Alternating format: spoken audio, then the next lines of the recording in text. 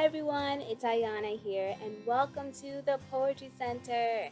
Happy Friday! Yay! I'm so excited to be sharing this video with you guys because today I'm doing a Q&A. Yay! I did get a lot of questions from you guys from Tumblr, Instagram, Facebook, and I'm just super excited to answer your questions. But I did get one question in particular. It's kind of like four questions in one, so it's gonna take me a while to answer this question. Um, so I kind of want to just dedicate this video to this one question, and then maybe I don't know if I'll do a Q&A part 2. Maybe next Friday I'll answer the other three questions that I have, or will I just save it for like a future Q&A? And I don't know. I'll see. Maybe next Friday I'll do like a Q&A part 2, and I'll answer the other three questions. But today I do want to just dedicate this video to this one question because I think it's really important, and not a lot of people talk about it, and I think it'll just really help someone out. So why not? So without further ado, let's get started. The first question, well, the only one question that I'm going to answer, um, is do you have a mental health professional? If you do, how did you find one? How did you tell your family about your mental illness? I have been suffering from depression for over a year, almost 2 years. I haven't told my family yet, only close friends. So yeah, as you can see, mental illness and mental health issues is just really important to me. And I think it's not talked about a lot, and I think this is very important that we do talk about it and help end the stigma surrounding mental illness and just let people know that they're not alone and that you're cared about. And there are so many resources out there for you to take advantage of. And don't let the people around you discourage you from getting help. So I just think this question is really cool, which is really important, and I want to help this person out. So the other three questions I'll get to at a later date. So let's get started. So at the beginning of your question, you asked, do you have a mental health professional? Yes, I do. I do see a therapist and I see a psychiatrist. So a little bit about my mental health history. I struggle with bipolar 2 disorder, which is like a combination of depressive episodes and hypomanic episodes. Hypomania is, for those of you who don't know, it's like a low grade mania. And so when you're experiencing hypomania, you're probably, you feel like you're on a high. You feel like you don't need to run on it. You don't need to sleep. You feel like you don't need to sleep. Sometimes you feel like you don't need to eat. And you just have all this energy and you just feel like you can do anything. Sometimes, when you have this kind of energy, you make like bad decisions, so you're impulsive, or maybe you are a little bit more irritated than usual, and you kind of like, you know, you come off across angry, and you might, hurt people's feelings and like damage relationships. Um, and you're making impulsive decisions, so you're not thinking clearly. You might be overspending your money, so it's not as like um, what's the word? Mania is pretty hardcore, but hypomania is just as dangerous because if you don't treat it, it can still lead to bad decision making. But it's still different in there's difference in the degree of dangerousness. Like mania can take you to a whole another level, whereas hypomania will treat it with like your medication as well as therapy. You can find ways to manage it. So that's what I struggle with. I also struggle with an eating disorder, and I also have a touch of OCD and generalized anxiety disorder. So got a lot of things going on up in here, and so that's why it's very important to see mental health professionals. So I think the other part of the question is, how did you find one? How did you find a mental professional? That takes a long time. Some people they search once and they find the right therapist and they're with them for years and years and years. And then some people you're like me, you've gone through about 6 different therapists, 2 different psychiatrists, and you've been on a bunch of different medications, and you're still, to this day, trying to find the right one. Literally, yesterday I just got off the phone with a new therapist, and I'm gonna go meet her next Saturday so we can have like a whole discussion and just like see if she's the right fit for me. And so it's been a struggle. So let me just tell you a little bit about that. I have the first therapist I saw was when I was 17. I was in high school, senior year of high school. Not a pleasant year, but that's another story. Um, so I was still like really before I even was diagnosed bipolar two disorder. I was diagnosed with bipolar two actually um, the end of last year. I just found out. So again, that's another story. I just yeah, but I when I was 17, I just thought I had like clinical depression, and I didn't wasn't struggling with bipolar two, and so I went to see a therapist for that, and she was horrible, just to put it bluntly. And I saw her for a couple of months, and I didn't really like her. We didn't jive, and she wasn't good. She didn't listen to me. She didn't listen to my problems, and she didn't really help much. She kind of just talked about herself a lot, which is stupid. So, yeah, she wasn't good. Waste of my time. Um, but how I found my next set of therapists, like I said, I've been through like five or six therapists. But the next set of therapists I found were on psychologytoday.com. It's a really good site that I recommend everyone can go on. I believe it's a global search. Like you just put in like your state or your zip code, and they match you with like a bunch of therapists around the area. So I'm from Queens, New York. I put in my zip code, and boom, like 100 therapists came up of like the people I could see. And you can also refine your search. So say like me, you're struggling with anxiety, you're struggling with depression, and you're struggling with eating disorder. You type that in into your search, and then you also um, you want to put in, if you do have insurance, you put in what insurance you're you're looking for the therapist to take. So I have Blue Cross Blue Shield. So when I'm looking for a new therapist on psychologytoday.com, I put in New York, because I don't mind going outside of Queens. If I have to travel to Manhattan to see my therapist, I don't mind it. I will just make a day out of it. Um, Not a big deal for me. So I just put New York, New York. And then I put anxiety, and I put bipolar 2 disorder. I put eating disorders, and I put Blue Cross Blue Shield in my search. And then boom, like a bunch of therapists pop up. It's awesome. And you can scroll through their profile. You can scroll through their website. You can see what insurance they take. If you can see what they specialize in. You can see if they do CBT or DBT. Those are like different approaches to therapy, different like cognitive behavioral therapy, talk therapy, different things like that. So you can see what you're into, and then give them a call.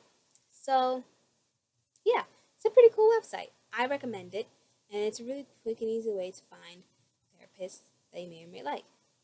Downside, you might find a therapist that you don't like. So it's like it's like um it's like online dating. You go, you meet the person, you guys you give your history, and they tell you a little bit about themselves, and then you have that initial session. And I recommend that you see the therapist for at least 3 sessions before you're like, okay, they're not for me, because you guys are still getting to know each other and filling each other out, and so you're not going to really accomplish that much in one session.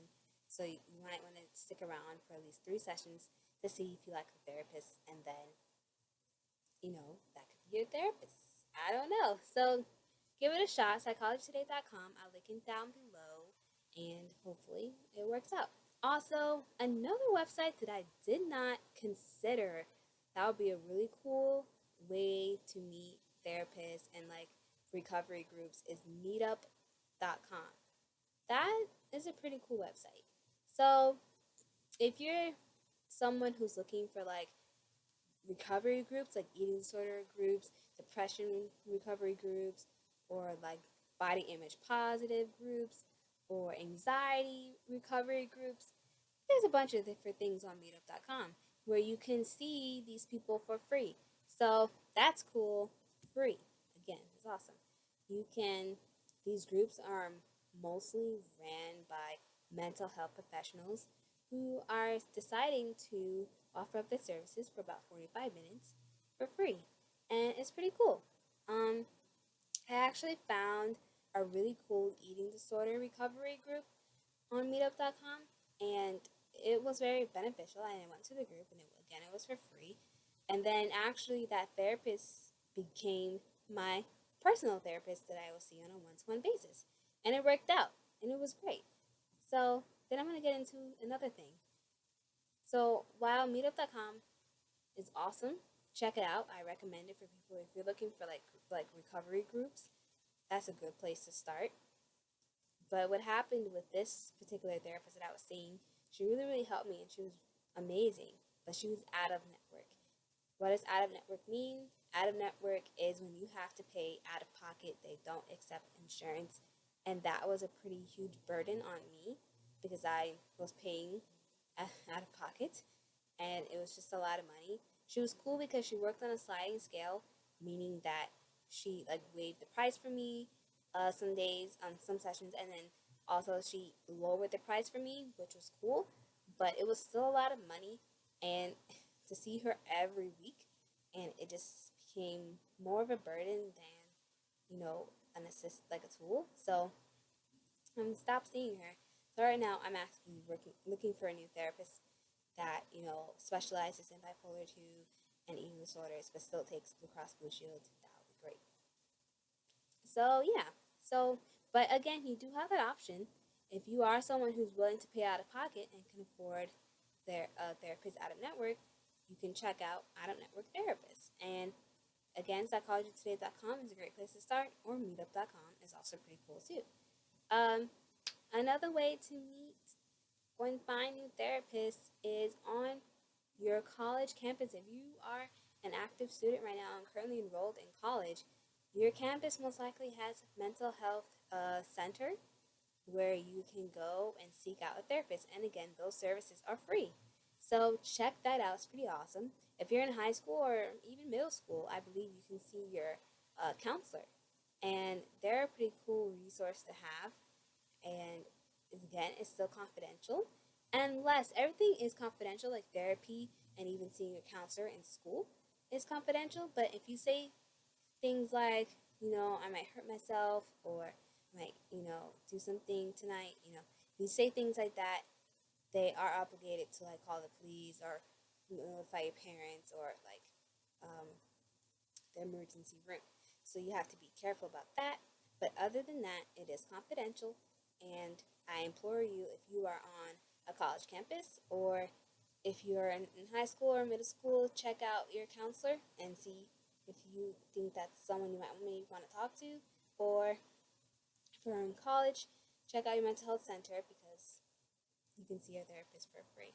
So actually, the second therapist that I went to was on my college campus when I was still in school, and he was really, really good. I really, really miss him. He was really nice, and he really helped me a lot, and so he was a great therapist.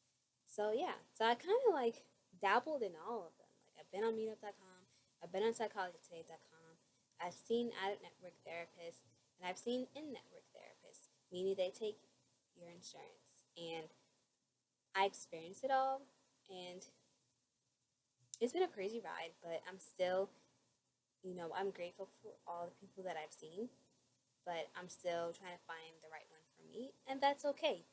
It could take a while. It could take a couple of months, or it could take years. That's okay, as long as you're doing what's best for you to actively find, the right person. Um, I don't know if I answered all your questions or not. Oh, okay. Um, Another part of your question is, how did you tell your family about your mental illness? So that's also another story, but I'm gonna keep it brief. Like I said, I was struggling with mental illness since I was 13, but I didn't really actively seek help until I was 17, and that's when I like first kind of like understood like what depression was, because when I was 13, I thought, being sad was like normal to me because that's all I knew. So, but after a while, I was having major breakdowns and I wasn't eating and I wasn't sleeping, or I was sleeping too much. And I was like, okay, there has to be something going on than just sadness. So I found out, about depression and what it meant. And when I first told my parents about it, they were not understanding at all. They're like, you're making it up, or you're just seeking attention, or, things along that nature. And it was really upsetting. And I didn't, I still continued to see a therapist because I knew in my mind that, at first I was feeling guilty for feeling these things, for like feeling sad and feeling depressed. But I came to understanding with myself that mental illness is serious and it's okay to struggle with it. Like, there's nothing wrong with you, and you're not doing it for attention. You're struggling just like people who, you know, have a broken leg. Or did they break their leg for attention? No, things happen, and that's life, and it's okay to just struggle with it as long as you're not laying down and taking it. You need to fight. You need to get better. And one of the ways of doing that is to seek a mental health professional. And that's what I did. And, my parents, they didn't agree with it. They're like, you're seeing a therapist for no reason and yada yada. So I talked to my therapist about it, and we came up with a way to talk to my parents. And what I did was I wrote them a letter, and I just explained to them, this is what I'm struggling with. This is how long I've been struggling with, and this is how I'm feeling right now, and I'm not in a good place, and I need you guys to be there. And we had like a whole crying session, and now they're more understanding, and it's really good. They're like, Ayana, are you eating? Ayana, did you take your medication today? If I'm crying, they'll give me a hug, and they're like, it's okay, we're here for you. So they've been really good. So I encourage you, your loved ones, they're not going to be understanding at first, most of them, because it's confusing, it's scary, and it's not talked about a lot in society. So when people hear, especially your loved ones, when they hear that you're dealing with a mental illness, they don't want to accept it right away because it's so hard. I couldn't accept it in myself when I first figured out that this is what I was struggling with, because it's no one wants to see their loved one struggle with something so horrible, and they just don't want to accept it. And some people, when they find out about your mental illness, the way that they cope with it is to pretend it doesn't exist, and it does not help anyone to do that, but that's how some people cope. And so it's hard, but they're gonna come around.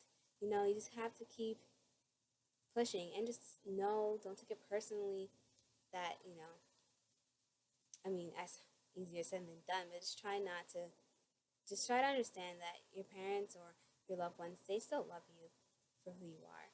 They just need some time to accept, and they're gonna get there. And you can even try taking them to therapy with you. I've taken my parents to my psychiatry sessions before, and it really helped because they were able to ask any questions that they had, and it just made them feel more comfortable, and just let them see that this is real, this is what I'm going through, and but there is a way to get through it. And once they saw that there was a way to get through it, they came around. So it's a journey. A lot of this is a journey. Finding the right therapist is a journey. Telling your parents or your loved ones is going to be a journey, but you can definitely get through it, and I believe in you. So let me go through the question again. I think I answered all of your questions. Okay, so I hope that helped. And, just know that I've been through it. I'm still going through it. I'm still trying to find the right therapist. My parents are still trying to come to terms that I'm struggling with bipolar 2 disorder. And it's hard. But, we're going through it together. So just know that you are definitely not alone. I know what it's like. There are millions of people who know what it's like. You're not alone. So don't feel like you are ever alone. Just reach out. Reach out to friends on Tumblr. Reach out to your actual friends that you can like hug and say hello to. Reach out to them. Reach out to your family members. Even if it's not your parents, try a close aunt, try a cousin that that you text here and there. Because those people are gonna be there for you no matter what, if they love you. And they do. So just keep trying, reach out. And I know that finding a therapist is gonna be super hard, but again, if you have any more questions about that, I would be happy to like give you any referrals or like connect you with therapists that I think might help you, that help me. So if you have any more questions, feel free to comment down below. Shoot me a message on Instagram or Tumblr or Facebook. I'm here. Even on my website, you can leave a message in the contact form. So I hope that helps. I'm sorry that you are struggling, but just know that it does. I know you hear it all the time, but it really does get better. And you are so worthy of love, and your mental illness does not define you. So just remember that, okay? So thank you guys for sticking with me. No, that was pretty long, but I love you guys, and I love making these videos because it's so important to talk about mental illness. And it's just, I love talking to you guys and answering your questions and getting to know you, and you guys getting to know me. And I think it's really, really cool. So, yeah, alrighty. Thanks, guys. I will see you next time. And stay tuned for a Q&A part 2 where I answer those other 3 questions. Thank you guys so much. Bye.